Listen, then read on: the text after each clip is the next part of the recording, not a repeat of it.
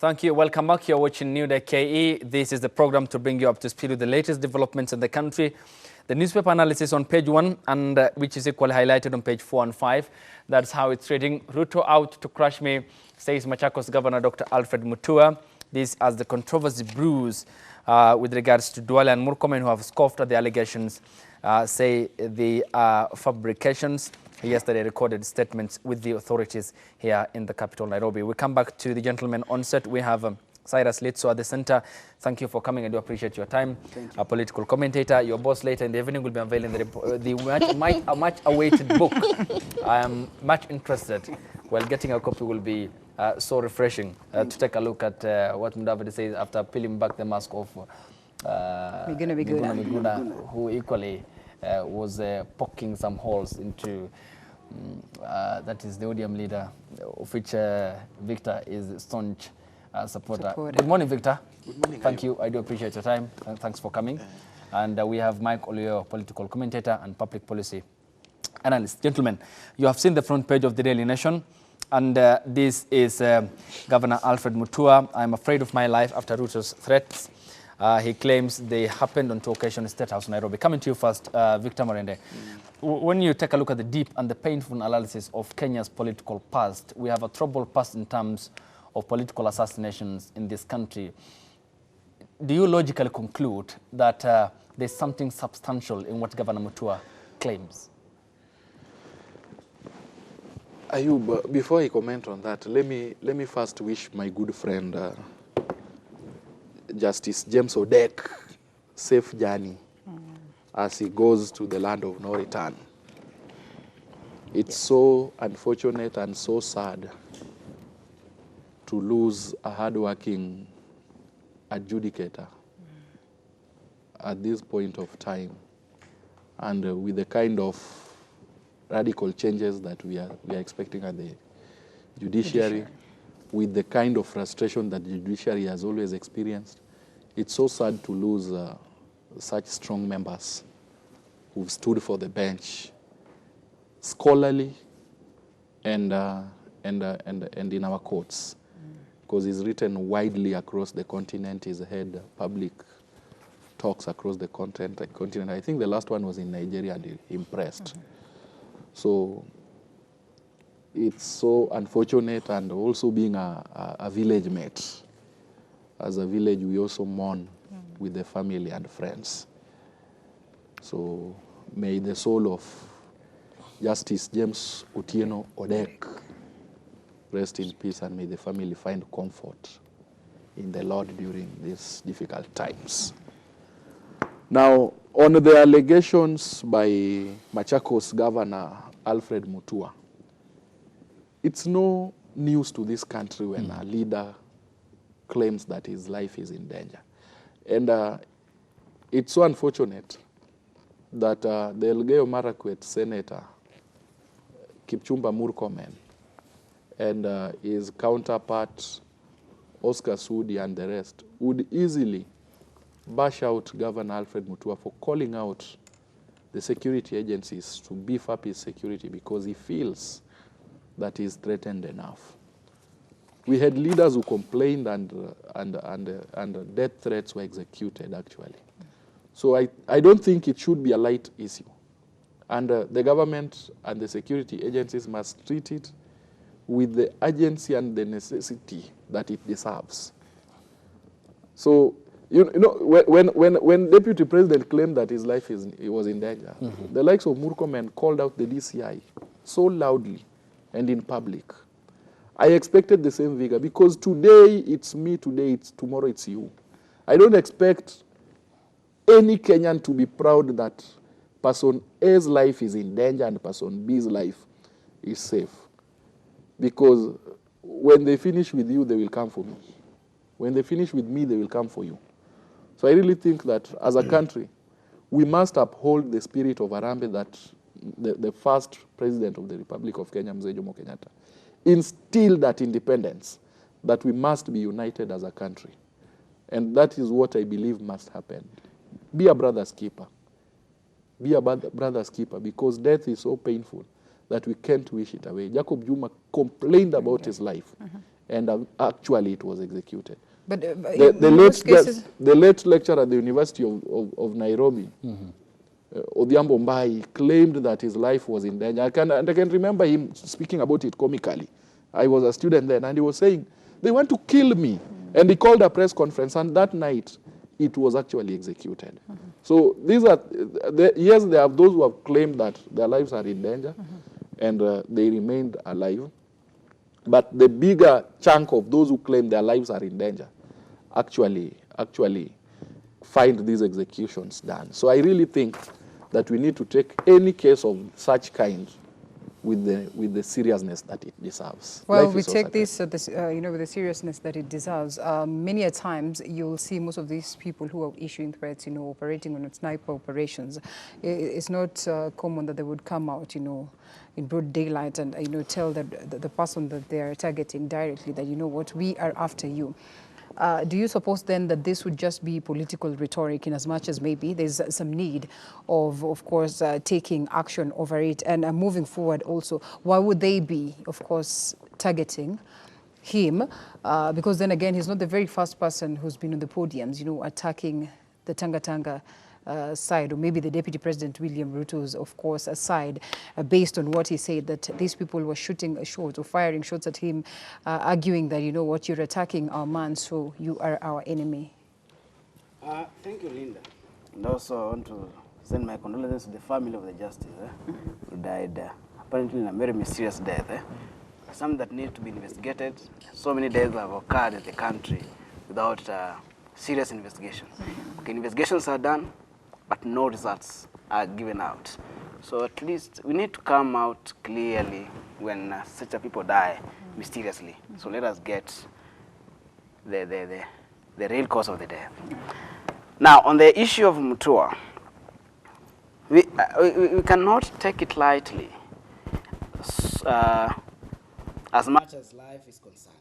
Life is very important. And being a leader also, it means, it tells us that we need to coexist. We need to have a good relationship amongst ourselves. And also, I'll also put it in another way. Looking at politically, I'll say it's just like Mutua is seeking political mileage to some extent.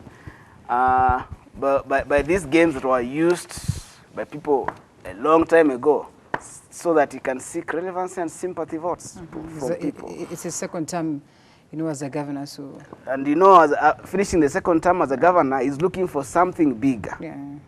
But I don't. In other aspects, I don't see why Murkomen and other people should threaten Mutua. Why? The person who is even a threat to Ruto is somebody like Raila, not even Mutua. Somebody, let me say, like even Uhuru himself is a threat even to Ruto himself. But how is Mutua a threat to Ruto?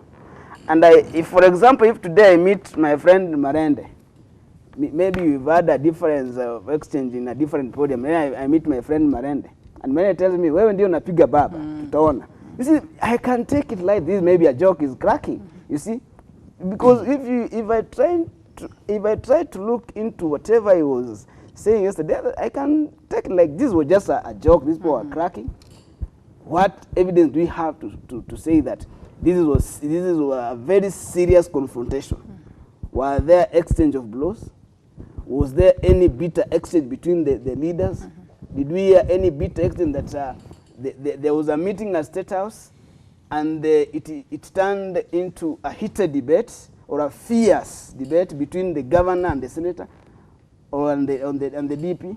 No, we didn't hear such a things. But when we see a situation where, of course, this senators and this member of parliament, that is Eden Duale, coming out to dismiss this, do you suppose then that they would have come out strongly to say that those were just political rhetorics, as opposed to bashing Mutua himself? And you know very well that if you have interacted with him for a long time, you're able to tell when he means something. He could be saying yes, and that very same statement, the way it has been, or maybe yes, the way it has been put, you can clearly tell whether he means the yes or he does not mean the yes. Do you suppose then that he probably gathered the threat based on how they framed their statements? I think because these are people who sit on the same table. Yeah. Like, for example, when Marende tells me today, I'm going to beat you.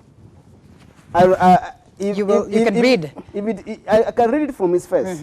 Then it is upon me to go and ask Marende somewhere. Hey, Marende, you said you want to beat me. Is there a reason you really want to beat me? Did you mean that? Were you meaning it or you are joking? Let us discuss this thing. Before I go into the public and raise the concerns. Right. Okay, at times let us be serious with whatever we do. Because these are people who sit together. Right. These are people who have known each other for a very long time. These are people who have worked together. Remember, Mutua was a government spokesman. And Duale was an MP by then. Yeah. Okay?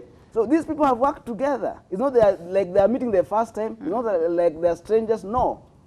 So when you see somebody says something, read the mode of or read the face of this person, and then if you read malice in whatever he's saying, have a private conversation, Before confirm, then come to the media. Then see when Mutua comes out and cries. Now, who will talk of King Kaka, who has come out clear to and cried even more. To cry On behalf of and speak Kenyans. of the injustice that these leaders have done to us. Okay. Who will speak for him? That is totally a different story because it was taken the legal way and it's subject to representations in courts of law. But Mike, if I may come to you, is that when you critically take a look at the Mutua presser yesterday, in which he issued when he recorded the statement to security agencies, it fundamentally was underpinned by rather a different environment as he depicted or visualized in our minds. And it totally speaks of one person who has been terrified and others who are seeking by all price to stop anyone who is opposed to their presidential ambition in 2022. And going back, if we are to take a look at the granular about the entire political assassinations in this country, just when Piogama Pinto had a very heated debate with President Kenyatta's lawyer in Parliament, some days later he was gruesomely assassinated just as he left his house. So in this particular case, how do we then have an essence of a political climate not punctuated by fears, but rather objective criticism, one that treasures the human life, because we have a troubled Kenyan past. If we are to go by Piogama Pinto, Jem Kariuki, the likes of that is Robert Ouko, and the whole host of other Kenyans who have been assassinated, who never have gotten justice up until now. Thank you, Ayub. And thank you, Linda, for being present today. First, let me send my... I know, it's funny, right? Of late, she's developed a certain character. She goes missing I on hope Monday. my boss is not listening to me. She's lefting. She's lefting and coming Can't back. you couple that with the fact that I am equally...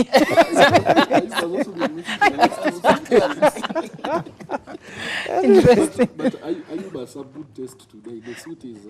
He's always had a good taste. So that accounts for his absences. He might have gone shopping for that. So no one is going to compliment my dress. Beautiful. Smart. Very smart. Yes, let's proceed. Okay, go ahead, please. Yeah.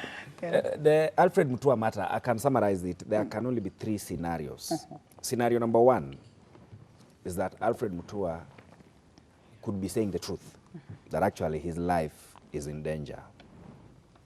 Because of history, Robert Ouko was threatened while on a visit to Washington, and when he came back, he went. He's on record.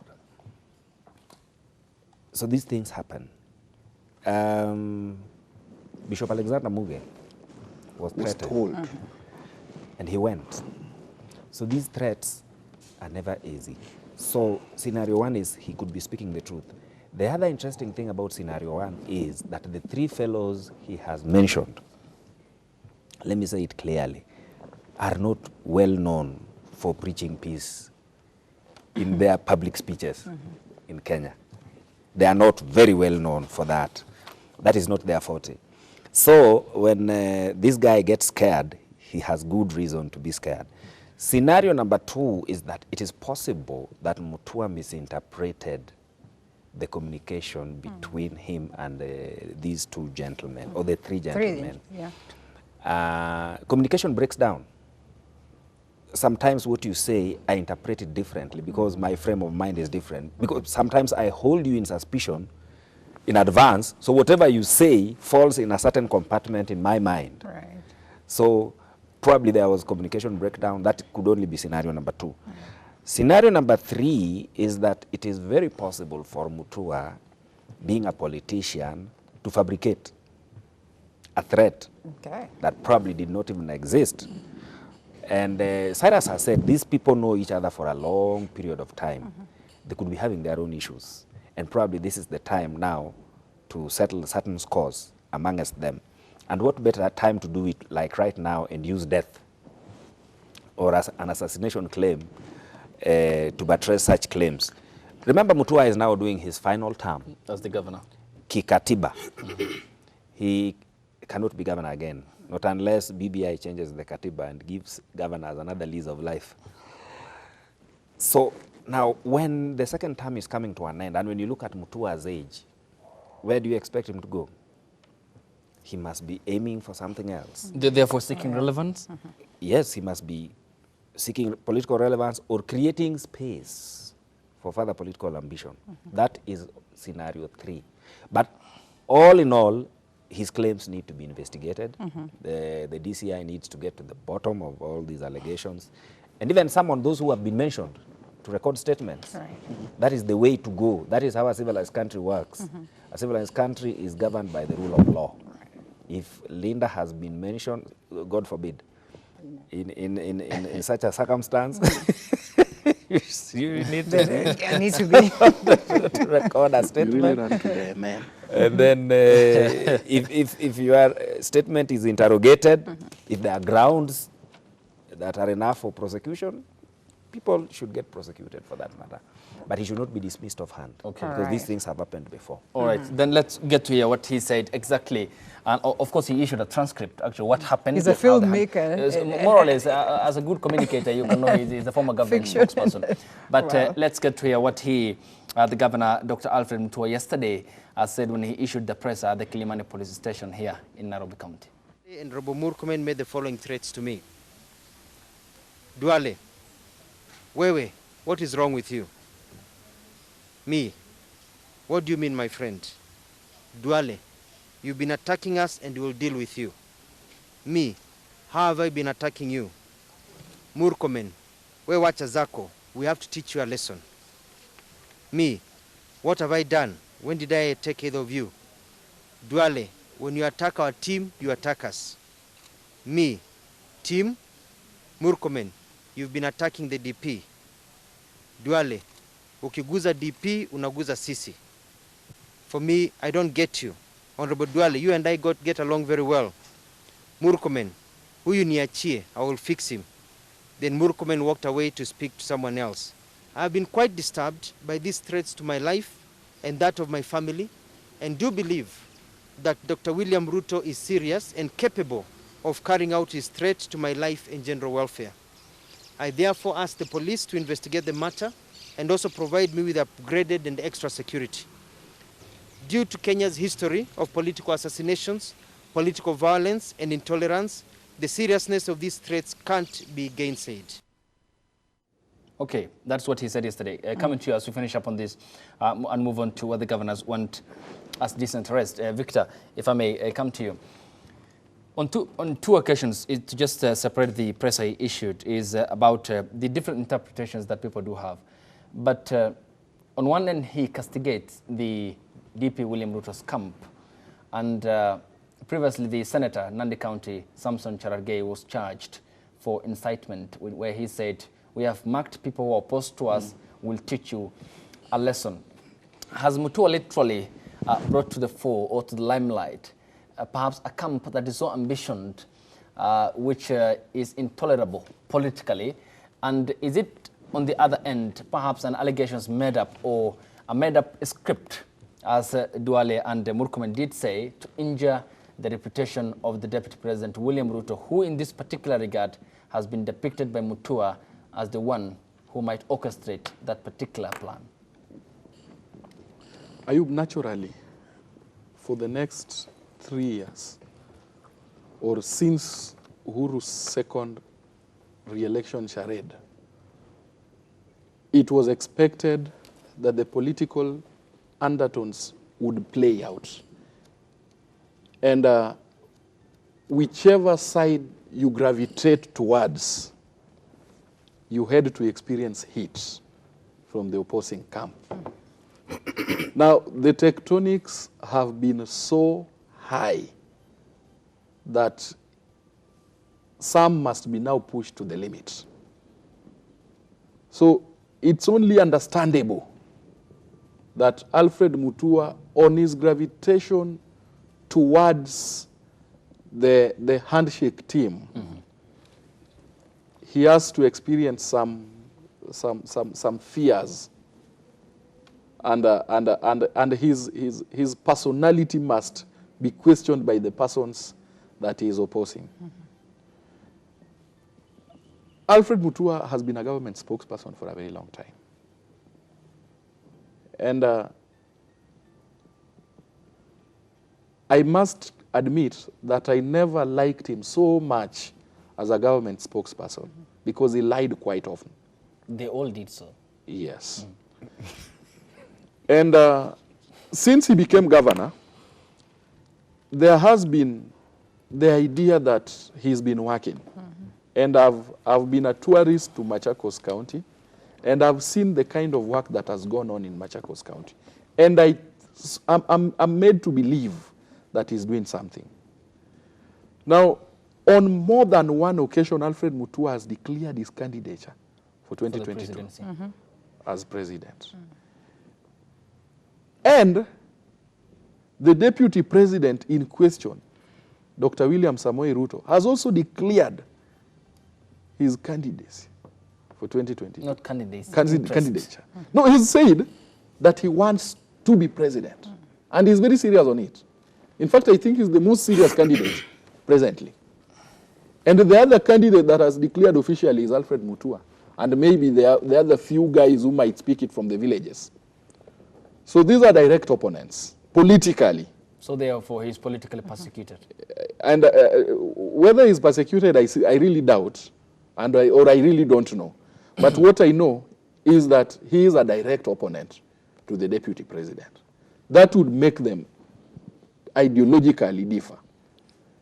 Now, has really maintained that, because then him, I don't want to say stepping down, you know, like him going back to that level where, you know, constantly he's been seen supporting, of course, the handshake candidate, more so in Kibra and everything, you know, painted a different picture in the sense that it sounded as though he had shifted his interest from the big seat and now focuses on this other side of joining the likes of Akina Baba. And in what many would argue, it would be way better for the DP to try and lure him politically, you know, to decamp to his side, as opposed to taking this direction of threat and you know, aspect of assassination if worse comes to the worst. Linda, let me just tell you, the Political Parties Act 2010 allows political parties to form coalitions. Yes. Alfred Mutua is that an undoing of multipartism and all this? No, like coalitions, and every other time they come with coalitions outfits, you know, so that they're able to get to power. And once they are in power, and then that's it. I mean, we only had coalitions for 2 elections, which and, technically were more or less something of yes. Yeah. So outlook. Alfred Mutua is a leader As of a vehicles political party. The Right Honorable Raila Amolo Odinga is a leader of a political party. Right. Mama Charity Ngilu is a leader of a political party. Kivutha Kibwana is a leader of a political party. Are you painting the picture of the next coalition? No, those are the guys who are present in Kibra. Okay. The only person who is not a leader of a political party and was in the rank of a governor was Governor Ongwae and Governor Waiguru. So we have to realize that when you have to form a coalition, you come as equal partners. In what are you in what are you are telling me that he might be playing fiddle to his candidature. Raila Amolo Odinga has not said he's going to run. That he's going to run for president. Yes, that's for sure. And when he spoke, he only assured the nation that ODM as a party will have a candidate. So if things work out properly and ODM as a candidate, Maendeleo Chap as a candidate, if we form a coalition, Kivuda Kibwana brings a candidate, and any other likely party brings a candidate, the TNA alliance, TNA, if they bring a candidate, we accept. And then the 5 or 6 of them go for a primary within the coalition, or do a consensus and agree that as a coalition, this is our candidate. Whether it's Alfred Mutua, whether it's Ongwae, whether it's Joho, whoever becomes the candidate, then he is supported. So no one is playing fiddle. We are forming a coalition of the willing, a coalition of ideas to drive Kenya forward, because our main food is Kenya. Our main dream is Kenya, and our land is Kenya. There is no other land that we have. Okay. So we have to love it. Yes, Mike. I wanted to say this, which has just come in my mind. There is another way of looking at Mutua's claims within another context. Remember last week, Mudama was in the media, and Mudama said that Ruto is the best president after Uhuru, and he said 2 things. Right.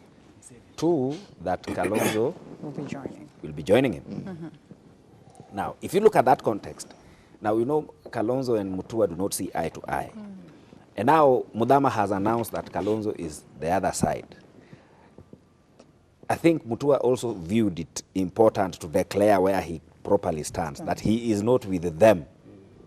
I am bringing the Kamba cake or the numbers of the Kamba to this side. I think it is also important to look at it like he wanted to offer direction so that people know exactly where he stands. He is not with Mudama and he's not with Kalonzo in that. But when you say Kalonzo, you know Kalonzo came out clearly and said he's not with the deputy. That's his nature. That's how he's always. That's how Kalonzo always. I didn't expect him to behave differently. right. Just give him time. You will see him gravitating towards what was said at the beginning. So that's my small take. Let's rewind up on this. On this. In support of what Mike has said, it is very true. And Mutua has declared his stand. And he says, this is where I stand. And this is where I want to take the people of Machakos, so of Ukambani. So this is our take, and this is our stand. We don't want to walk with the so-called the killers. We don't want to walk with the so-called the selfish people. We don't want to walk with the so-called whatever. And in what Mudama said, you see, there are people who speak, and you know that is what is going to be.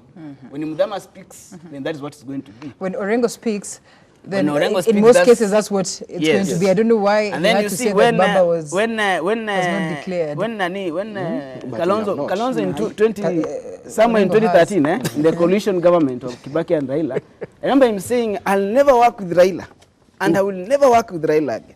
That is Kalonzo who swore and said, I will never work with Raila. He swore bitterly. I think he was being interviewed by the BBC. I remember that time. And he said, I'll never work with Raila. But come 2012, they worked together up to 2017. So it's his nature. So it is his nature for him to say, I'm not there, and indeed he is there. That is the Kalonzo we have, and that is what we expect from Kalonzo. For a coalition, as we wind up on this, for a coalition, would you rather Kalonzo or Mutua in regards to bringing the numbers from Ukambani region? We would rather have both of them. Thank you. All right, Okay. that's interesting. And we could Plus have that top up of Well, Kibwana. not rolling out the impact that Kaluki Ngilo might have on the shifting And landscape. Kibwana, Now that we have governors who have the political, the financial muscle and the political clout Right. to bring regions on board. Well, gentlemen, then let's shift our attention to page 5 of the Daily Nation. This was a presser yesterday issued by the governors, led by the COG chairperson Wycliffe Ambetsa Paranya in Moore Hills, Sonko's house or homestead for that matter, where they say they will challenge the ruling issued by the High Court judge, Lady Justice Mombi Ngugi, that bars all governors facing corruption charges to step aside from office. They say that it's likely going to be opening up crisis door to the operations of the operationalization of services across the 47 counties, and they say they want some form of decent arrest for the governors, away from the dramatic end to Governor Mike Sonko's runaway in Voi before he was airlifted to Nairobi County. Victor, coming to you on that, is it perhaps so fundamental that they want some form of disinterest when the Senate Public Accounts Committee in a report said at least more than 8% of the current and former governors are likely to end up in jail for mismanagement and mishandling of the county coffers? You know, these governors surprise me a lot. And especially Oparanya's reign is really being a disappointment to the ODM party. Because what Oparanya is currently doing is what we don't believe in as a party. As the ODM party, and as a coalition that we formed in NASA, it was not a coalition of protecting thugs, leave alone the legality behind the cases alone. In the ODM coalition, ODM is a party that is governed by the rule of law. So I didn't expect Wycliffe Oparanya to come in public and talk about indecency in arrest. Then what is decent arrest? Yet, he's been within the trenches and he knows that this is what the government do when they are in power. That is one, which I really don't support. Mm-hmm. But he must be able to understand that when a criminal refuses arrest, then the officers are also allowed to use force. So he must be able to interrogate. Why was Waititu not molested in public? Why was the Samburu governor not molested in public? We didn't see any drama in Kidero's arrest. Why only Sonko, Mutua Kipindire? You know, Sonko has been known for drama since his entry in politics. And when you watch the video keenly, he was trying to resist arrest. I don't know what these leaders want to call decent arrest. And if they only want decency for leaders, what becomes of the youth that follow them? What becomes of the public who are arrested and molested by the public, by the police daily? Mm-hmm. Let's have a fair treatment for everyone. And he must realize that the new constitution is not a police force, it's a police service. So I think Oparanya must be able to know what should be said and what the counties demand now. His point number one is, let's protect governors. In a case where the Senate committee has now approved that the EACC can now investigate 23 governors, Kakamega included. Yes. So he's now realized that it's becoming more dangerous for them, and that we now have to protect one another. It's not about protect one another. I believe that Justice Ngugi Mumbi would have made a mistake, but let us approach it legally. And the matter is in court. Someone appealed it. You know, they're not going to be the first persons to appeal that ruling. It is something that has been appealed. And in the spirit of constitution, it has always been very clear that you step aside. Kibaki tried it and it worked. We saw the likes of Mwiraria going home, and they were closest to Kibaki. Right. Yes. Mm-hmm. So I really want to appeal to the Council of Governors. Let's concentrate on issues that affect the county government dearly. Because right now, they tried talking about KEMSA, but KEMSA is a real big issue within the county governments because it's a sole monopoly of drugs. And you realize that most of our county government hospitals, referral hospitals, do not have enough drugs for the patients. Let them talk about the delay of funds. Let them talk about the mismanagement of funds in these county governments. Okay. But not to protect the fellow thieves. And now because a green light has been given on investigations in what they have been doing with our county government money, they are now calling a presser. The other day he wanted to meet the president. But now after clearance, he now wants to protect the governors. Okay. Cyrus, do you suppose, in about 1 minute or so as we cross over for a break, do you suppose then that the governors are indirectly pleading guilty, because then again, in this particular case, the kind of approach that they're taking, the other time we're talking about them getting immunity, which was not, of course, awarded to them. And now it gets to this particular point. And cause for concern, of course, would be the biggest fear in the event that all of them are faced with these charges. The 23 that we're talking about, don't you suppose then there's going to be a crisis on matters devolution? There's no crisis on matters of devolution because the Constitution is protecting us and the Constitution is guiding us in the best way. The only thing the governors are doing, being led by the chair, is misleading the country at large. Because when they talk of smart arrest, do they steal from us in the best way? No, they take everything to themselves. So whatever Oparanya is doing right now is defending his position as a chair of the Council of the Governors, whereby he is going to seek re-election of that position, because you need to run 2 terms. So he's just, whatever he's doing right now is just protecting his seat. Right. Okay, so that when it comes to the next election, he be re-elected. So that's what's trying to have good books with the governors. Right. But in the real sense, whatever he's doing is bad. And I like it how Marenda has brought it. I thought he's going to sugarcoat it, but he has brought it very openly. And as a party, as he says, they don't believe in whatever he's trying to champion for, which is very true. Look at him himself. There's so much misappropriation of funds. During his first term, he appeared in the Senate, not once, not twice. There's even a time he refused to appear. He was given a warrant of arrest. So this thing is going to eat. And as Uhuru said, they are going the ESC and the DCI, they are going to do their work. And the phones will be switched off. So the time for these people to work is now. And the time for the governors to face their work is now. What we need in the next election is clean leadership. And Kenyans, I believe they are seeing. Kenyans are now open-minded. So they should not come to the next election, come 2022, elect thieves, but elect good servants. There you go. All right. In under 1 minute, or we come back from the break? We come back from the break. I think it's fair, so Okay, at least you thank get you. ample time. Yes, to you can take us to expound the much break. more. Yes, and straight to Linda it, we has take that said. breather, and we'll be right back. Yes. Welcome back. You're watching the program into the final segment of the program here on New Day KE, finishing up on what the governors say. They want decent arrest and say they will appeal the High Court judge ruling that bars the governors from office who are facing corruption charges. So far, 3 casualties, that is Samburu's Moses Lenor Kulal, Kiambu's Ferdinand Babayao Waititu, and Nairobi's Governor Mike Mbuvi Sonko, who was arrested in a dramatic fashion in Voi after the DPP Nordin Haji issued the arrest warrant to the security agencies who managed to get him in Voi and suspected he was running away to appear before the ACC on Monday morning before he was charged in a court of law and subsequently released on cash bail. So we were on you, Mike. Yep. Yes, you finish up. Thank you.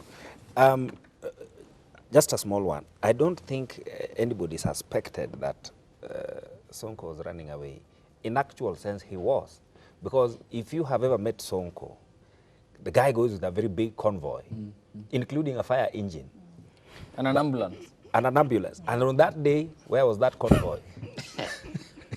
They were asleep. So the guy was actually running away. Anyway, I want to concentrate on matters of law. When Oparanya talks about decent arrest or indecent arrest, what exactly does he mean? You see, arrest is arrest, and arrest is anchored in law. Was the arrest done by competent officers of the law? That is all that matters. Was it done lawfully? It was done lawfully. And he was handled in a lawful manner. And all governors, I wonder why one set of citizens should ask for a different set of laws to apply to them while we live in the same country. A civilized nation should have a uniform set of laws that applies to everybody. So governors are getting, if they are seeking immunity, they are inadvertently asking to propagate impunity, which should not be allowed. Number 2, the ruling of Justice Mumbi Ngugi declared the office of the governor as a scene of crime. Governors are very powerful people. I don't know the last time you stepped out of Nairobi and met them in your village. You will wonder the kind of power those fellows wield. Hata utatolewa kwa barabara. because governor is passing. They are very powerful people, and if you don't bar them from exercising the duties that are vested in that office, you will not go anywhere with any charges against them in court. It's important for them to set aside. In any case, the law does not say that when they step aside, then there is a vacancy. No, that office is not vacant. Yeah. That is why you cannot even replace Sonko today. There is a process by which you remove a governor from office, either through impeachment or through a public petition. I think I... solution by the president. Yeah, I explained that here last week. So that office is not vacant. He receives his salary. So why should he be complaining? His salary is not withheld. He's only asked to step aside. So legally, Oparanya and Victor has said, even ODM does not know where he came out with those things. He is out of order. In the interest of the country and in the interest of this society, he should realize that we are a civilized society, we are a civilized country, and we are governed by the rule of law. That's what's important to us. All right. Now it's time that we cross over to a different topic altogether as we take a look at what is taking center stage. Before that, Victor, I want you to respond to this cartoon. Okay. So that we can have that up on air. Yes, there we go. Yeah. It's Raila Odinga, Raila Da Vinci. Da Vinci. Yeah.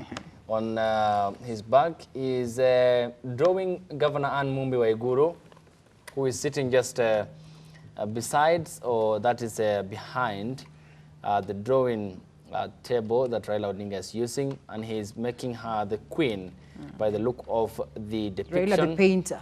Raila the painter here, and meaning probably translate to how she is becoming the queen of the house of Mumbi in central Kenya, and how that's likely going to be shaping up in terms of having effect on the political realignments. But if I may seek your sentiments briefly, is Raila Odinga cleansing Anne Waiguru? You know, I like, that's Gado's drawing. And I like that. He's alluding to Leonardo da Vinci, the French artist. Now, Leonardo did good artworks, and he did a lot of them. And the notable one, I can't quite remember the name, but there is a notable one. Leonardo da Vinci was a poet. He also wrote some good poems. So, if he is portraying the good Raila Odinga, who touches anything and it becomes gold, then I fully support him. Because that is the Raila Odinga I'm seeing there. The Raila Odinga who touched Najib Balala, and Najib Balala became a king in the coast. The Raila Odinga who touched Joseph Nyaga in Central, Maryland, and he was. Raila Odinga who touched William Samoei Ruto, and he is what he is. Who said Kibaki Tosha. The Raila Odinga who said Kibaki Tosha, and Kibaki became president. So, you know, there has been this claim, and I saw economist David Ndii talking about Raila being a cleaning agent, and that he is cleaning corruption. Raila does not clean corruption. And David Ndii must stay guided that Capitol Hill is a corruption-free zone. We don't accept corruption. That is where we've unleashed the biggest of scandals in this country. And one of those scandals regarded Anne Waiguru when she served as CS for devolution. Thank you, Ayub. And he said categorically, you can sue me in a court of law, but that will take me nowhere. You know, the NYS case has been in court. Okay, you have pointed out a clear picture of how you correlated Raila Odinga and the French poet in this particular regard.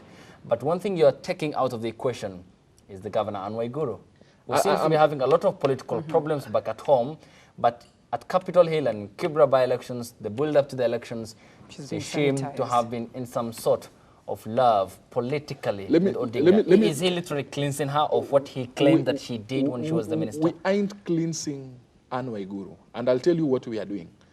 But just back to the NYS matter. The NYS matter was well canvassed in court, and Anne Waiguru was cleared, and she was never charged.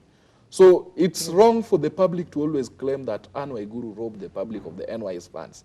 Yet, the case the matter is in court. They are witnesses, they are accused persons, and the matter is still on. So if anyone has anything against Anne Waiguru on the NYS matter, I think that matter can only be settled in a court of law. But your party leader specifically pointed out Anne Waiguru. We pointed out the corruption at the department, at the ministry that she headed. And that was a claim. We blew that one. And consequently, it was realized that money was lost. And now in a court of law, we are realizing person A, B, C, D stole the money, which is a good thing. Now, on what we are doing to Anne Waiguru, Raila is a good mentor, a good teacher, who teaches you the ways of life. And that is what we are trying to teach Governor Anne Waiguru. What informs then the bridging or the closure of the gap between Odinga and Waiguru? Because in 2017, she claimed on a national TV that Raila Odinga will never be the president of the Republic of Kenya. What informs the close relations? She didn't say never. She said Raila Odinga will not be president of Kenya. Not is a negative in English. Yes, not is a negative. Will, but future, not negative. But not never equally translated. Never. Depends on your English teacher. Depending on my English teacher. Yes.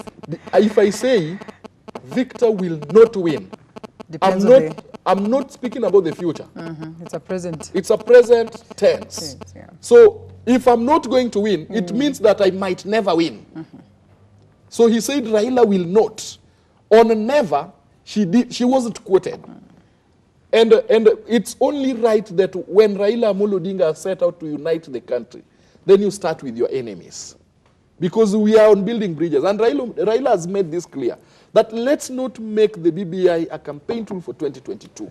You know, when we turn it to a 2022 campaign, that is when we see the bromance between Raila Amolo Odinga and Governor Anne Waiguru as a political alliance.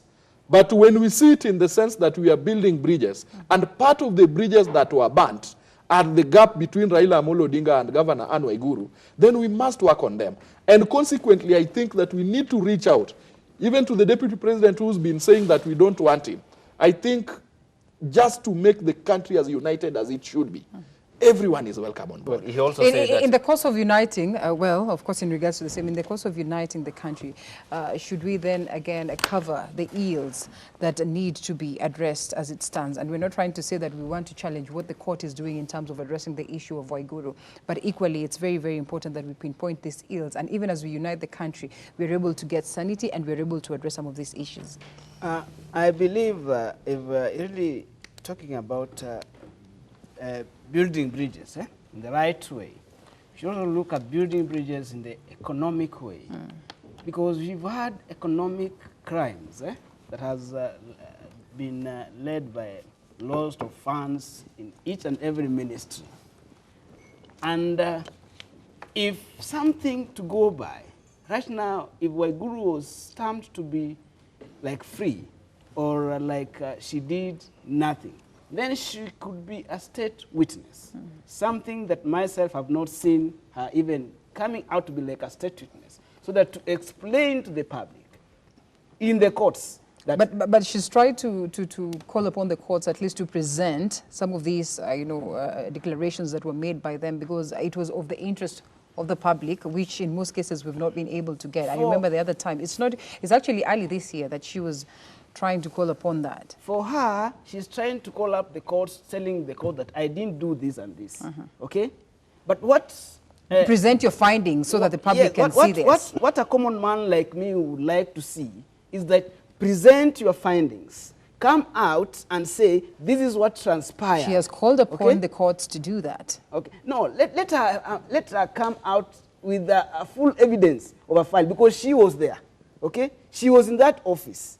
She managed the office of the what? Cyrus, let me help you. The finance controller in every ministry in this country is not the CS. It is the PS. That is the accounting officer there. I don't know. Mangiti also has been acquitted. So that is the person who must answer to the economic crime that happened. Remember, this lady called what was her name? The saloonist. The saloonist. That is Kafura. Kafura. She's the one who made us know that is Waiguru introduced her to that. Okay? If today I have business with Marende, okay? And Marende has an assistant, okay? Then an assistant goes, they all go to court. So who introduced me to the office? It is Marende. It is Marende. Okay? So first of all, let us understand the chronology of all this before we come and say this person is clean. Because wherever you go, every Kenyan knows that Waiguru is still not clean. But every now and then she comes out to defend herself. Why are you defending yourself? Why are you defending yourself every now and then? How many times have we said Raila has done this, has done this? Have we seen him come to defend himself? The other time they said Raila, the vehicle, he has a vehicle that... Did we see him come out to defend himself? No, we didn't see him come out to defend himself. But he let the law take its course. So it is good when you are vindicated, let the law take its course. Because when you come out publicly speaking, you are interfering with the proceedings of the court. The proceedings of the court. Okay. Which is not even allowed. But we all acknowledge that there was corruption, which was There part was. of the ministry. And Yes. it was the first corruption at NYS. Yes. Spearheaded by her ministry. We never heard about any... NYS was never heard in bad books since it started. It was the first time. Cyrus, are you Kenyan? Yes. Can I Of say course, my- yes, but Alright. we acknowledge there's corruption. Yes, Mike, come in, please. Thank you. Because there's also, I want us to tilt that picture to get the political message out there in regards to Central Kenya, whose leaders yesterday said we want a strong prime minister and before- parliamentary... That's what I want to talk about Yes, now. go ahead, please. Let me just say Yes. what I want. The bromance between Raila and Waiguru is interesting in very many respects, but at least two. Let me begin with two. One, NYS 1, NYS 2, and NYS 3. To date, nobody is in committee. That's very important to note. We must be asking ourselves what happened. Because if it was a straightforward case like that, at least the matters ought to have been finished by now and people should be rotting in jail. Nobody's in jail yet. Two, Madam Waiguru never stood in... Yes, We seem to be having a problem Let me with come your to you. mic, yeah? We'll just fix your I mic. think the heavens are in favor of him. Let me just say He something. wanted to say we will something. allow Let's Mike just allow him to say... Cyrus Yes, to finish Cyrus up. to say We'll fix your something, mic. The mic man is coming over here. I remember we discussed an issue of Waiguru and Raila sometimes back on this table. But I think we were not with Kinamarende. And I remember I said it. What Waiguru is doing is trying to look at political mileage. Come 2022. And because whoever he's seeking to work with is somebody who is known to create and to destroy people. Because Raila can create you and Raila can destroy you in a day, okay, politically. And that one, you cannot run away with it.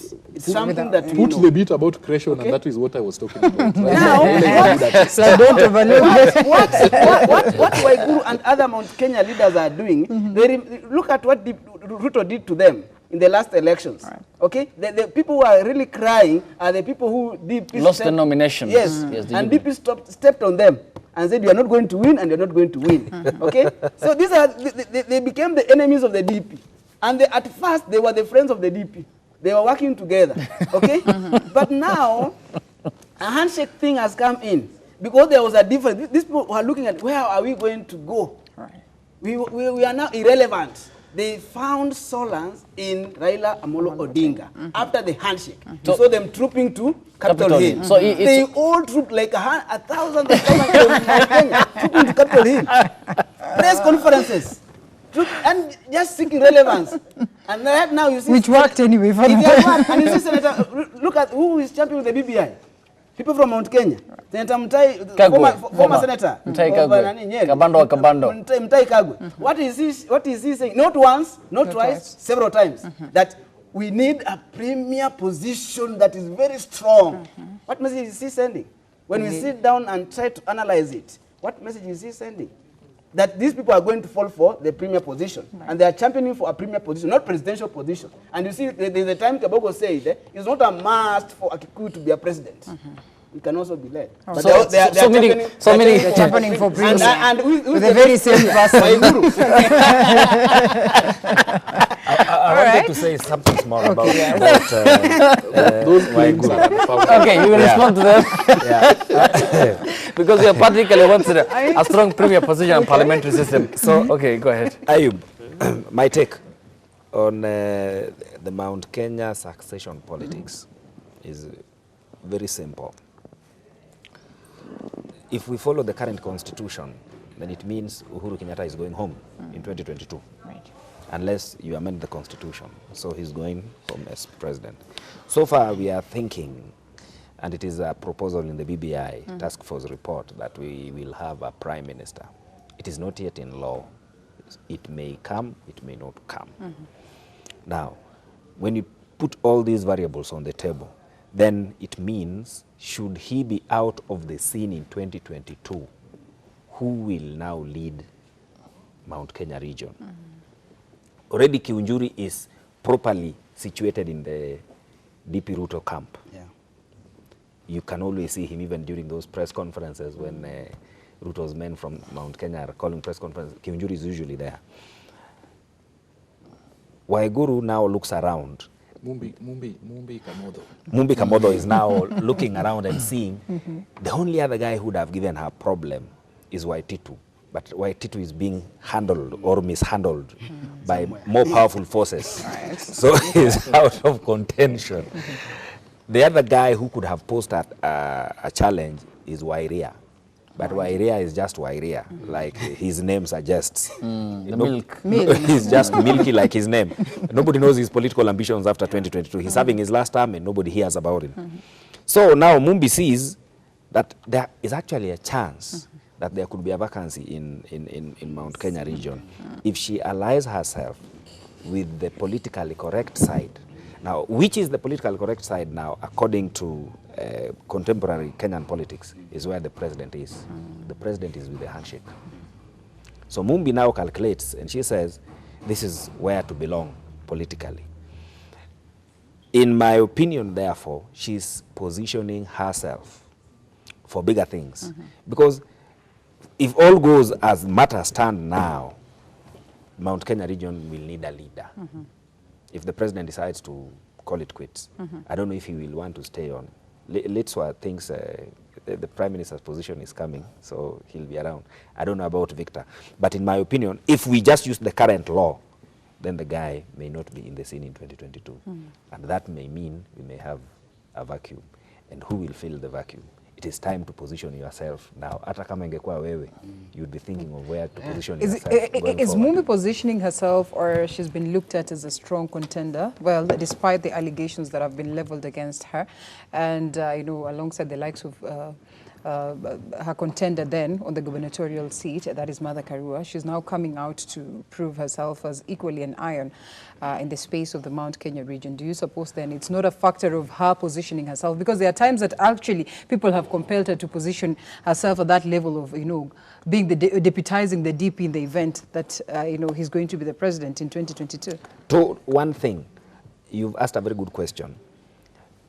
Is she positioning herself, or has she been looked at favorably?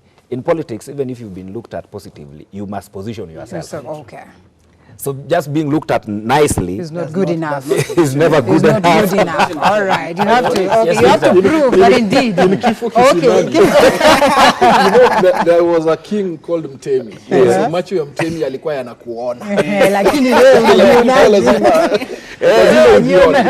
Ujiondoe Act so that you're seen. so that Okay. people can see you. A perception. Yes. Okay, go ahead. Okay, So- interesting. You asked me a question on the issue of 2022 and the political alignments that we are seeing, and whether these are coalitions that are in the offing. And my answer is very brief.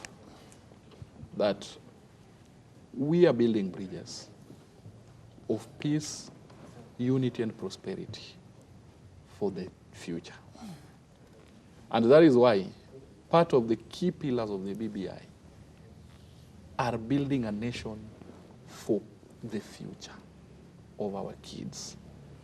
You know, the minute we start looking at the kind of unity that we're having as a formation of the next government, then we lose the point. And on the issue of ODM legislators championing a strong prime minister and a parliamentary system, we have the advantages that we are putting across. And it has to be noted here that ODM is not pushing for a parliamentary system of government. But some members of parliament did say so. We are pushing for a hybrid system of government. And the guys talking about a parliamentary system must read the tone within the party. And they must listen to the party leader keenly. A hybrid is what more or less the BBI has recommended. Yes. That is what the ODM is going for. A pure parliamentary system means that you cannot fetch a cabinet secretary from out of parliament. We are not going for exclusively that one. A parliamentary system is so direct that it doesn't give space for breathing.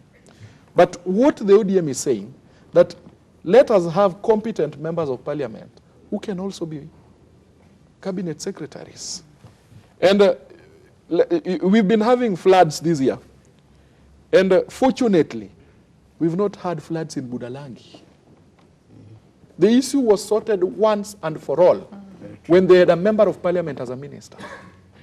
So it has to be noted that when you are a minister and you are a member of parliament, you have the sole obligation to bring a bill to the parliament to talk about your issues. And if you don't bring a bill, then you have a colleague whom you can talk to in the ministry, who can now design it as a bill and present it. And you can ask the cabinet secretary questions as to why things are not moving on, as opposed to when they are being invited, and they are only being invited to committees as strangers to these houses. So that is one aspect that we are looking at. So the second aspect... You fancy the technocrats elements? No, these technocrats are detached. They don't even know what's going on. Okay. Most of them don't really understand how the system runs. Now, on the position of the prime minister, and we are saying this clearly, that we really don't believe that a prime minister should be appointed by someone and fired at will. That's not a prime minister. But that is what the BBI recommended. That's what the BBI recommends. And that's why we are saying the BBI is not a final document. Yeah. It's a document that is guiding. And in its guidance, now Kenyans are reading it. And in the discussions, that's why the term of the 14-member team has been extended, so that they can get the views of the public and now document what the public are saying. And the public is you and me who are saying we need a prime minister who cannot be fired at will and appointed at will. And I think I also have a proposal that when we are talking about the opposition leader being appointed to parliament or being nominated to parliament, why don't we just allow all the presidential candidates to vie for members of parliament positions? So that we don't go into the business of, again, nominating members of parliament when someone has lost elections. If you're worthy enough, win that parliamentary seat and also win the presidency. So I believe that must also be put into account. In your regard, then, which is the best model of governance or system? A hybrid system. Okay. And lastly, on the appointment of ministers.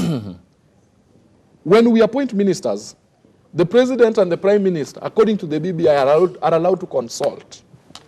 But I also think, let's have ministers based on your strength in parliament, so that the party that wins majority of members in parliaments is given priority in the ministries, because then you control the business of the house.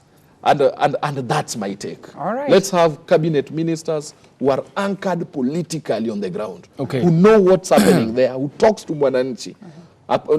Not appointing someone who believes he's so supreme, yet has no one vote. Well, okay. All right, interesting. Well, that one is, we're waiting for the gazettement of the extension, and that is, of course, already out to the people so that they are able to deliberate and have conversations in regards to this. And then eventually, as a country, we're going to make that decision that will be ultimate towards ensuring that we get you know, some of the issues that will have been incorporated in that addressed for the sake of the benefit of the country. And when you talk about the question of peace, this should be the last topic that we're touching on what is captured on the Standard newspaper, the front page, the wars in Uhuru and Raila parties, and of course the question of power games. What the Standard outlines is that the handshake thawed tension between the president and opposition leader, but stoked fiery internal rivalries among their loyalties. This kind of rivalry is one that, or maybe ones that would be considered to culminate to a level where we're not going to experience unity. So in about a minute, do you suppose then, even as we talk about unity, we equally are having within the Jubilee, or within the handshake, of course, that aspect of separating people? Because what is happening within the Jubilee Party is a clear indication of, yes, what one would consider as democratic differences, but then again, a clear picture of a situation whereby peace is not totally upheld. Cyrus? The difference in the political parties is not all about peace or disunity. Those are what I can tell. They are key. We understand the deputy president Yes. enjoys so much support all the way to the ground. Why does he enjoy so much support on the ground? Because he's championing his agenda of 2022. And by championing his agenda of 2022, he's looking at who can I align myself with that can be of benefit to my agenda of 2022. When he says that ODM leader came on board and, you know, to distract the unity within the Jubilee Party or the togetherness of the Jubilee Party, does he not speak of a situation whereby peace is not being upheld?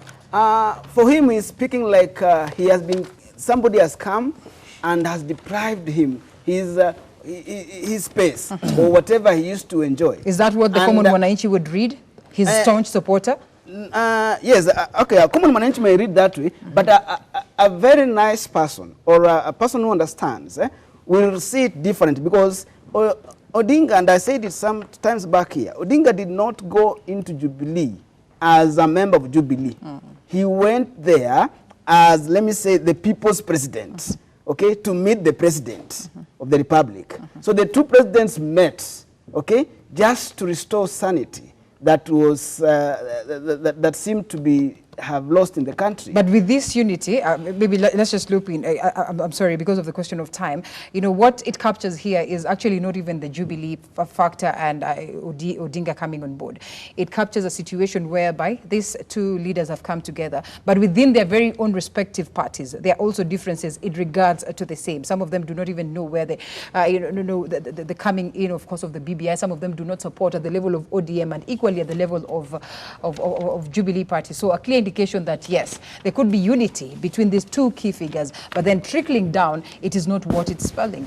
My take is this. Politics is dynamic, and politics is the art of the possible. For those who are perplexed now, they ought to realize that there is no comfort zone in politics. They were sitting pretty, and they got a shock of their lives. You know, Kenyan politics sometimes takes a very predictable pattern. You create a narrative of us versus them, and it sweeps you to office. You build the momentum of that kind of narrative, and it has been used to propel very many people to office. If that narrative is disrupted, all of a sudden you find you have no agenda. And that is the problem now in both camps, as the Standard says. There are those who had perfected that their agenda to power is Raila phobia inside Jubilee. That is the gospel they could preach to get to parliament. And it worked for them. Now they cannot say that anymore, because it's now been disrupted. There are also those inside ODM who believed that us versus them, Uhuru phobia really worked for them, and it takes people to power. We've seen those things. So these established narratives can sometimes be very disappointing. I can only advise those who are disappointed that in politics, you should not sit pretty. You should not sit pretty. Things can change overnight, because you don't know the negotiations that are going on even now as we are here. We don't know who is talking to who, and the surprise that they'll bring. Okay, we give the final 1 minute to Victor. Yes. You know, I want the members of ODM party to know that ODM is an orange democratic movement, and they underline the word movement. Things move. So it's fluid, liquid? No, things move. So when you realize that things have moved, you must move along. With the time, without questioning? No, question but move. How do you question it? That's not democracy. No, you can move either direction. Question and move. To whichever So you can direction. go To whichever direction. Either But way. just Yes. move, for heaven's sake. Move. It's a move. And because when you say some are disgruntled, you know, if truly there are members of the ODM party that are champions for inclusivity and unity, then they must move to the direction of unity. So they must underline that this is a movement. When things move overnight or in the morning, please just move. I just have an observation that I want to make. 30 seconds. Not within the topics, Okay. but we are killing our industries. And I don't know where we are going to take our people who are graduating. Kisii University is just going to have graduates of 5,000. The University of Nairobi is going to have graduates more than even 5,000. Other universities will do the same. Look at the East African Portland Cement. This is good. The company that is being killed, the company that people are swindling money right now. The DPP and the DCI should rise to occasion and take this matter seriously. Because we are killing industries, people are becoming unemployed. What kind of a nation are we building? Ayuba, and just on that, I really think you need to organize for a day. Yes. That we come here and let's not discuss politics. Let's discuss the state of industries in this country. Very true. It's so really unfortunate It's really that the whole of, for example, Western region, the industries the are former Kavirondo at independence has no functional industry at the moment. At all. Rift Valley is same. slowly dying. And Central, except for coffee, nothing is going on. Nothing is going for on. the few things that are there. Now, Nairobi, except for industrial area, no new thing is coming up. Nothing. So you realize that industrialization in the country is going It's going down and down. Every now and then. Even as there's yeah, a so declaration that's of the big something- four, yeah, so it seems like you need to organize a day so Yes. that we can. But it is Hopefully after granted Christmas and the after New Year. Christmas, Yeah. yes, the next session that we'll be The having. only functional industry now is corruption. Thank you. There you go. Even And then, yes, because of the interest of time, we have to wind. Yes, up. we have wind up. to shut Thank things you up. so much, gentlemen. Next Tuesday will be Christmas. Yes, so we won't be No, having a day Wednesday. before? Wednesday will Yes, be. Wednesday. That will be on Christmas Eve. so okay. let me just wish you a Merry Christmas because I believe Because we you are won't going to be meet there. again. But thank you, Victor. Thank you you, so Cyrus. much. Thank you, Mike. We appreciate your time. Asanteni sana for coming on board. And that's where we wrap things up here. Linda? That's it. I think there's nothing much to say. Asante sana, gentlemen, and thank you so much for keeping us company. My name is Linda Alela. Ayob is his name. We see you again tomorrow, same time, same place. The Sheikh. Yeah. The Sheikh Sheikh. himself. I know.